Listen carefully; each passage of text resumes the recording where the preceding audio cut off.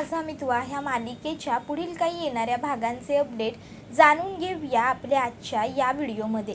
चला तर मग सुरुवात करूया आपल्या व्हिडिओला। तर इकडे आपण पाहतोय स्वतःच्या वाटेत काटा बनवत असलेल्या उदयकांतचा खून करत वल्लरी आता स्वतःची वाट मोकळी करू पाहत असताना उदयकांत वल्लरीच्या सर्व सत्याचा उलगडा अर्णव ईश्वरी समोर करणार। आता नेमकं कसं आणि काय घडतं ह्या सर्व गोष्टींचे अपडेट आपल्या ह्या व्हिडिओमध्ये अगदी सविस्तरपर्यंत पाहूया।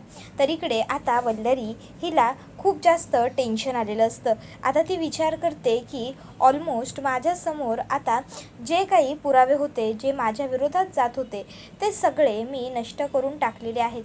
फक्त आता एकमेव अशी व्यक्ती आहे जिला माझ्याबद्दलचं सत्य माहिती आहे आणि ती आहे उदयकांत। जर तो उदयकांत ह्या ईश्वरी आणि अर्णवच्या हाताला लागला ना, तर आणि तरच फक्त माझा खेळ संपू शकतो। पण जर उदयकांतच ह्या जगामध्ये नाही उरला तर मात्र माझं कोणीही काहीही वाकडं करू शकणार नाही। आता उदयकांत हा माझा एकमेव असा शत्रू राहिलेला आहे जो माझ्या जीवाच्या जड होऊ शकतो। मग जर मी उदयकांतलाच ह्या जगामध्ये ठेवलं नाही तर आतापर्यंत मी हा गेम इतक्या शिताफीने खेळलेली आहे की माझ्या वाटेत कोणीही आडवा आलेलं नाही आहे। जो आडवा आला त्याला मी कायमचा संपवून टाकला। पण आता हा उदयकांत एकटा फक्त माझ्यावरती भारी पडू शकतो। म्हणून आता मला काहीही करून ह्या उदयकांतचा कायमचा बंदोबस्त केला पाहिजे। जर हा उदयकांत राहिलाच नाही तर ईश्वरी अर्णव समोर ह्याच्या येण्याचा प्रश्न उद्भवणारच नाही। ठरलं, उदयकांतला संपवायचा। जर त्या सात्विकाला संपवलं, ते पचवलं, आता ह्या रमाकांतच्या खुनामध्ये माझाही सहभाग आहे ते पचवलं, तर मग हा उदयकांत कुठली मोठी एवढी गोष्ट आहे। जर हा उदयकांत संपला तर आणि तरच मला कुणाचं काहीही टेन्शन उरणार नाही। काहीही झालं तरी मला उदयकांतला संपवावंच लागेल।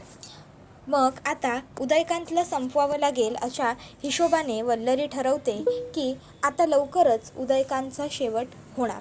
मग ती विचार करू लागते, उदयकांतला संपवण्यासाठी मी कोणाला सुपारी देऊ का? परत विचार करते, नाही नको, एखाद्याला जर मी सुपारी दिली तर पुन्हा सुपारी दिली म्हणून मला डबल त्याला पैसे द्यावे लागतील। त्यापेक्षा उदयकांतला मी माझ्या हातानेच मारणार। उदयकांतचं जे काही करायचं आहे ते मी माझ्या हाताने करणार। मग आता त्या उदयकांतचा खून मी माझ्या स्वतःच्या हातांनी करणार आहे। स्वतः त्याचा जीव घेणार आहे। सारखा माझा जीव खातो, पैसे पैसे पैसे पैसे, त्याला पैसे चारून आता दमली आहे मी, असा विचार वल्लरी करते। आणि मग ती उदयकांतला फोन लावते। नेहमीप्रमाणे उदयकांत पहिला फोन उचलत नाही। आता उदयकांतने पहिला फोन न उचलल्याने वल्लरी भडकते आणि वल्लरी पुन्हा उदयकांतला फोन करते, तरी उदयकांत फोन उचलत नाही। मग वल्लरी तिसऱ्यांदा फोन करते आणि इकडे मनातल्या मनात म्हणत असते, आता मला हा त्रासच कायमचा संपवायचा आहे। सारखे तुला फोन करायचे आणि तू नाटक करायचे, फोन उचलायचे नाही, ड्रामे करायचे, आता हे सगळं मी संपवूनच टाकणार आहे। मग उदयकांत तिकडनं हॅलो बोल, काय कशासाठी फोन करतेस असं म्हणतो।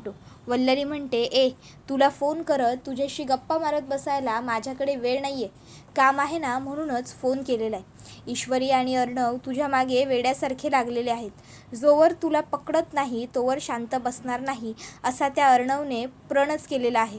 तू एक काम कर, मला येऊन मी सांगितलेल्या पत्त्यावरती भेट। तुझं काय करायचं, कुठे गायब करायचं तुला, ते सगळं मी बघते। उदयकांत म्हणतो की हे बघ, मी कुठेही तुला भेटायला येणार नाही आहे, गरज तुला आहे, तू मला भेटायला ये। तसंही त्या रमाकांतच्या खुनात मी काही एकटा सहभागी नाही आहे, त्या रमाकांतच्या खुनात तू सुद्धा तितकीच वाटेकरी आहेस, मग तू यायचं मला भेटायला। वल्लरी म्हणते, मूर्खा, सांगते तेवढं कर, मला भेटायला तू यायचं आहेस, तिथूनच मी तुला गायब करणार आहे, कळलं? आणि जर त्या अर्णवच्या हातून मरायचं असेल तर मर, नको येऊस मला भेटायला। जर मी अडकणार आहे तर तू काही सुखी सुटणार नाही आहेस, तूही अडकणारच आहेस। मग उदयकांत जरा भानावर येतो। उदयकांतची नशा थोडी कमी होते आणि उदयकांत वल्लरीला भेटायला यायला तयार होतो। आणि मग आता वल्लरी ही उदयकांतला भेटायला जायला निघालेली असते। जाताना ती विचार करते, आज आर या पार, आज त्या उदयकांतला संपवल्याशिवाय मला घरी परत येऊन चालणार नाही। म्हणजे आज माझ्या आयुष्यातलं सगळ्यात मोठं टेन्शन उदयकांत दूर होणार, सैतान संपणार असं म्हणत वल्लरी आता तिकडनं जात असते. इतक्यात तिचं लक्ष स्वयंपाकघरात जातं. नेहमीप्रमाणे स्वयंपाकघरात सगळे चाकू ठेवलेले असतात. आता अर्णवने आणि आकाशने एका मोठ्या इव्हेंटमध्ये त्यांना काही चाकू आवडलेले होते. म्हणजे अगदी प्रोफेशनल नाईफ जे शेफ लोक वगैरे वापरतात ते शोकेससाठी घरामध्ये आणून ठेवलेले होते.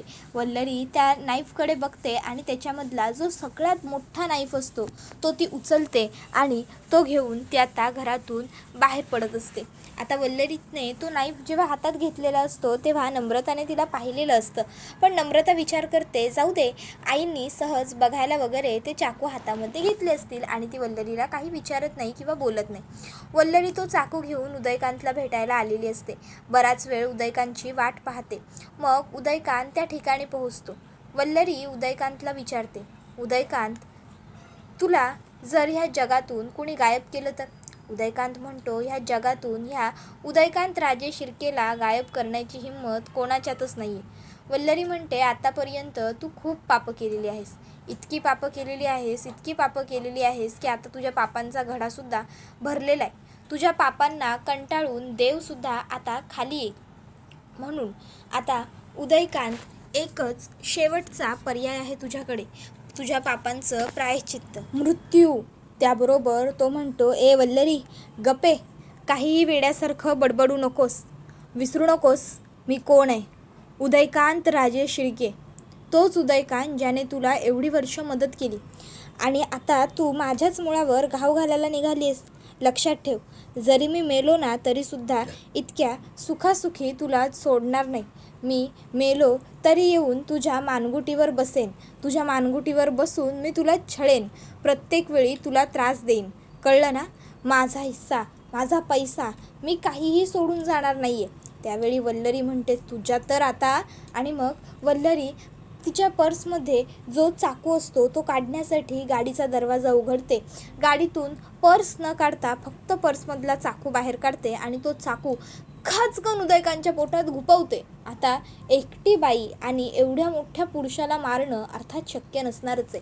उदयकांत वल्लरीचा हात पकडतो आणि आता उदयकांत तिला सोड मला म्हणत असतो. वल्लरी म्हणत असते, नाही सोडणार, नाही सोडणार, जीनं हराम केलं आहेस तू माझं. एवढी वर्ष मी सुखाने शांतीने जगत होते. अर्णव मला आईसारखं मानत होता आणि आत्ता तुझ्या येण्यामुळे सगळं नाहीसं होणार आहे.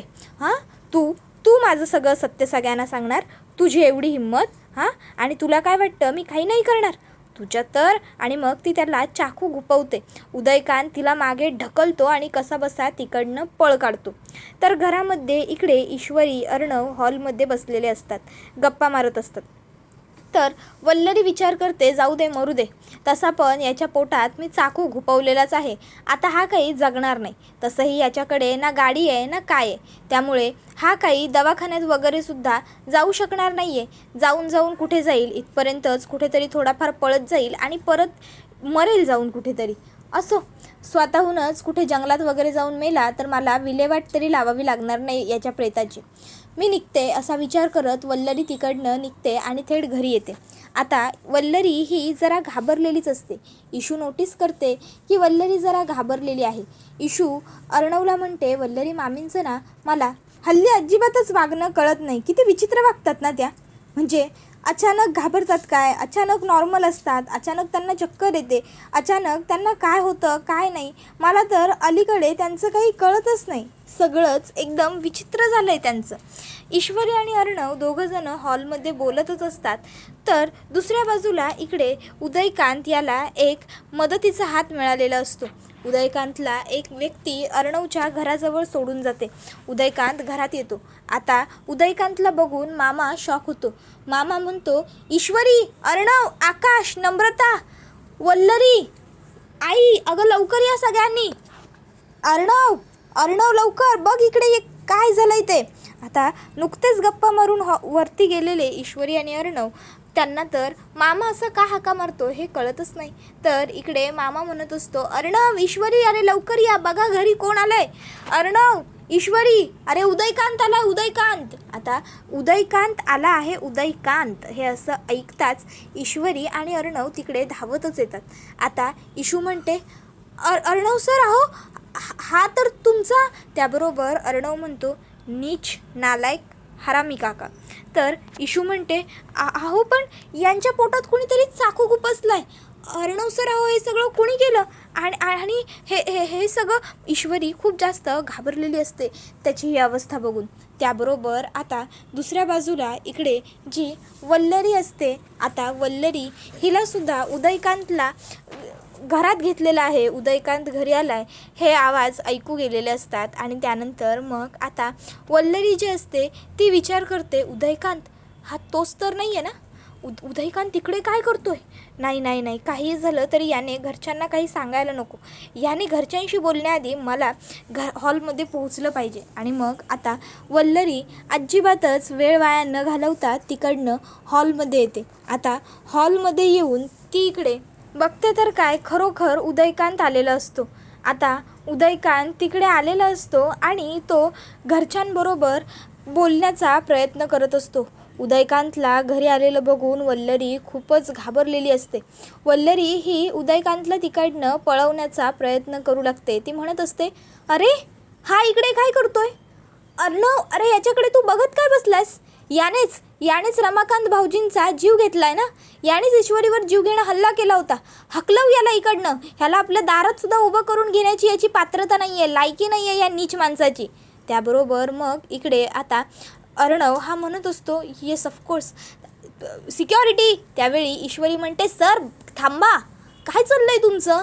अहो बघा तरी, त्याच्या पोटात कुणीतरी चाकू घुपवलाय. किमान आता तुम्ही जरा शांत राहाल का प्लीज? ते इथे नेमके का आलेत? अहो हे बघायला गेलं तर त्यांच्या आयुष्यातले शेवटचे क्षण आहेत. यावेळी माणसाला त्याच्या केलेल्या पापांचा पश्चाताप होतो आणि माणूस केलेल्या गुन्ह्यांची कबुली द्यायला सुद्धा येतो. प्लीज तुम्ही जरा शांत राहाल का? उदयकांत काका, तुम्ही इकडे कशाला आलाय सांगा आम्हाला. त्यावेळी मग आता उदयकांत हा म्हणू लागतो की मी आणि मग तो फक्त वल्लरीकडे बोट दाखवतो आणि तिथेच खाली तसाच कोसळतो. आता उदयकांत हा असा खाली कोसळलेला बघून इकडे कोणालाच त्याची दया येत नाही. पण ईश्वरी म्हणते, सर अहो असं काय करताय? पुतळ्यासारखे काय उभं राहून हा सर्व तमाशा बघताय? अहो ॲम्ब्युलन्स बोलवा, त्याला हॉस्पिटलला घेऊन जायला हवं आहे आपण. सर हॉस्पिटलला जाण्याची व्यवस्था करा. त्यावेळी अर्णव म्हणतो, मिसिंदर, are you out of your mind? Are you kidding? तुला कळतंय का तू काय बोलतेस आणि कोणाबद्दल बोलतेस? दवाखान्यात वगैरे न्यायला कोणाला सांगतेस?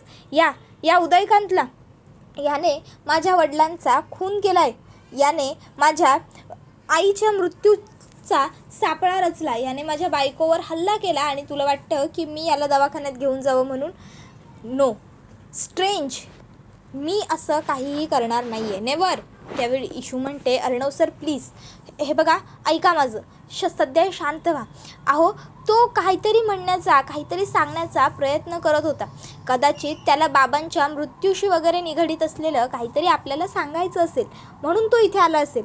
हे बघा अर्णव सर, ही एकमेव अशी व्यक्ती आहे जी बाबांच्या मृत्यूबद्दल आपल्याला काहीतरी सांगू शकते. आणि जर आपण उदयकांतला नाही ना वाचवू शकलो तर आपल्याला बाबांच्या मृत्यूचं कोडं कधीच उलगडणार नाही. आपल्यासाठी ते कोडं कायम एक कोडच बनून राहील आणि आपल्याला काहीही करून ते कोडं सोडवायचं आहे. त्यावेळी मग आता लगेचच इकडे अर्णव हा ईश्वरीला म्हणतो, मला काही घेणं देणं नाही आहे याच्याशी. त्यावेळी मग ईश्वरी ही आकाशला रिक्वेस्ट करते, भाऊजी प्लीज तुम्ही तरी माझी मदत करा. मग आकाश हा ॲम्ब्युलन्सला कॉल करतो. त्याच्यानंतर मग ईश्वरी जबरदस्तीने अर्णवलासुद्धा त्या ॲम्ब्युलन्समध्ये घेते आणि मग अर्णव, ईश्वरी, आकाश, नम्रता, वल्लरी, मामा हे सगळे उदयकांतला घेऊन दवाखान्यात जातात. दवाखान्यात गेल्याच्या नंतरसुद्धा अर्णवला उदयकांतला जगवण्यात काहीही रस नसतो. आता उदयकांतला दवाखान्यात दाखल केलेलं असतं, त्याच्यावर ट्रीटमेंट सुरू झालेली असते, पण उदयकांत हा कोमात गेलेला असतो. आता डॉक्टर येऊन सांगतात की तो कोमात गेलेला आहे. त्यानंतर इकडे अर्णवला काही फरक पडत नसतं, पण इशू मात्र खूप टेन्शनमध्ये येते. अर्णव म्हणतो, मिसिंदर काय झालं, तू एवढी टेन्शनमध्ये का आहेस? अगं त्या उदयकांतला मेला तर मरू दे, तू का काळजी करतेस? त्यावर इशू म्हणते, सर मी त्याची काळजी नाही करत आहे, त्याला नेमकं काय सांगायचं होतं याचा विचार करते. अर्णव म्हणतो, म्हणजे काय म्हणायचं काय तुला? त्यावर इशू म्हणत असते, सर तुम्ही बघितलं नाहीत का, त्याने वल्लरी मामींकडे बोट केलं होतं.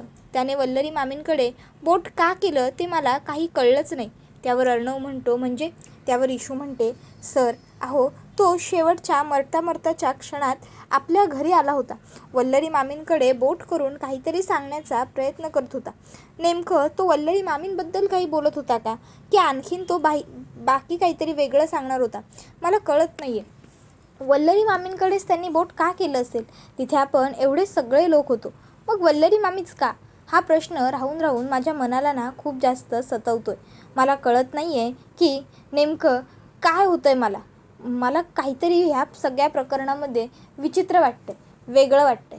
त्याच्या पोटात चाकू घुपवणं, त्याने वल्लरी मामींकडे हात करणं, आपल्या घरी राजेश शिर्केंच्या बंगल्यात येणं, मला ना सगळं म्हणजे अगदी दिमाग के पार वाटतंय. म्हणून मी विचार करते एवढा. त्यावेळी अर्णव म्हणतो, डोंट वरी मिस इंदौर, एवढा विचार करण्याची काही गरज नाही आहे ते उदयकांतचा. इशू म्हणते, मी उदयकांतचा विचार नाही करत आहे सर, मी घटनाक्रमाचा विचार करते. तुम्हाला प्रश्न पडत नाही आहेत का? उदयकांत आपल्या बंगल्यावर कसा आला, किंवा त्याने वल्लरीकडे हात का केला, त्याच्या पोटात चाकू कुणी घुपवला? त्यावेळी मग मात्र आता अर्णवसुद्धा विचारात पडतो. तर हा व्हिडिओ इथेच संपतो. व्हिडिओ आवडला असेल तर व्हिडिओला लाईक करा, चॅनलवर नवीन असाल तर चॅनलला सबस्क्राईब करा आणि बेल आयकॉन आठवणीने प्रेस करा, जेणेकरून तुम्हाला पुढच्या प्रत्येक व्हिडिओचं नोटिफिकेशन मिळत जाईल आणि सर्व व्हिडिओंचा आनंद हा अगदी उत्तम पद्धतीने घेता येईल.